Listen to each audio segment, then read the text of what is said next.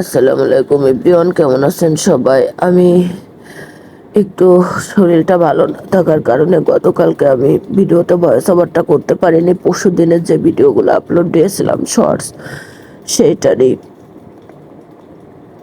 Long video এটা আমি করতে পারি নাই। বাট এখানে আমি পেঁয়াজ কাঁচামরিচ তেলের উপর দিয়ে সুন্দরভাবে আমি এখানে করে নিব।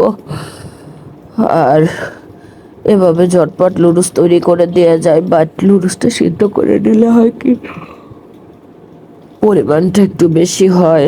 তারপরে সাইডে একটা ডিম আমি এভাবে একটু ভেঙে দিব, পরে ডিমটাকে লুডুসের সঙ্গে মিশিয়ে দেব।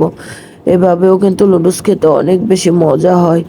আমার বাবাটাও শরীরটা বেশি ভালো না, ও খেতে পারছে না, এই জন্য ভাবলাম যে একটু আলাদা কিছু ইফতারিতে করে দেওয়ার চেষ্টা করি। বাট তাই করে দিয়েছিলাম। আমি যে গতকালকে এই ভিডিওটাতে ভয়েস ওভার করব, তারপরে কালকের ভিডিওগুলো আপলোড দিব, আমি দিতে পারি নাই আসলে। সকাল থেকে শরীরটা একটু ভালো লাগে না, আমি মাথা তুলতেই পারছি না ওষুধ খাওয়ার কারণে। যাই হোক, তারপরে এখানে লুডুসটা রেডি হয়ে গেলে আমি কিছু ডাল ভিজিয়ে নিয়েছিলাম। তারপরে এখানে দুইটা শরবত বানালাম। যেহেতু মা ছেলে দুইজনেরই ঠান্ডা লেগেছে, আমরা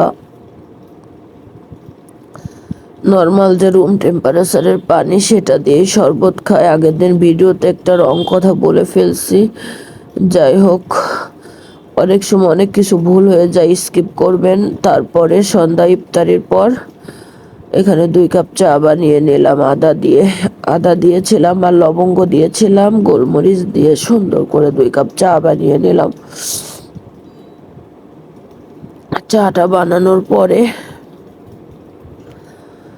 চা বানানোর পর আমি একটু রান্না করতে চলে গেলাম। এখানে রান্নার করব বলতে কি, এখানে শুধু আজকে ডালটা আলু দিয়ে মুসুরির ডাল দিয়ে একটু চচ্চড়ি করব।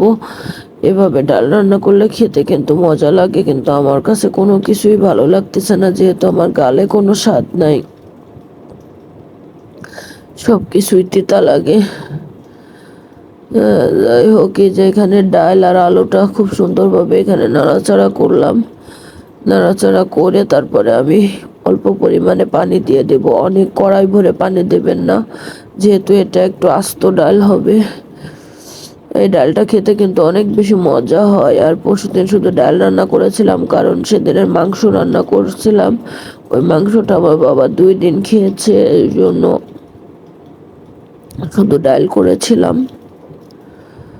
আর রোজার দিনে আসলে খাবার দাবার রান্না করে শুধু অপচয় হইতেছে, খাবার খাওয়া হয় না। ফ্রিজে তুলতে মনে না থাকলে ফেলে দিতে হবে, বিভিন্ন রকম সমস্যা। যাই হোক, ডালটা কিন্তু অনেক বেশি মজা হয়েছিল। আমার বাবা বললো, কালকে বারবার ওর কাছে জিজ্ঞেস করছি, বাবা তরকারি কি তোমার কাছে তিতা লাগে? বলেন না। তো আমার কাছে সব কিছুই তিতা লাগে। পরে ভোরে সেহরির সময় বাবাকে একটা ডিম ভাজি করে দিয়েছিলাম, মাংস ছিল, ডাল দিয়ে খেয়ে নিয়েছিল। আল্লাহ হাফেজ, ভালো থাকবেন সবাই, সুস্থ থাকবেন।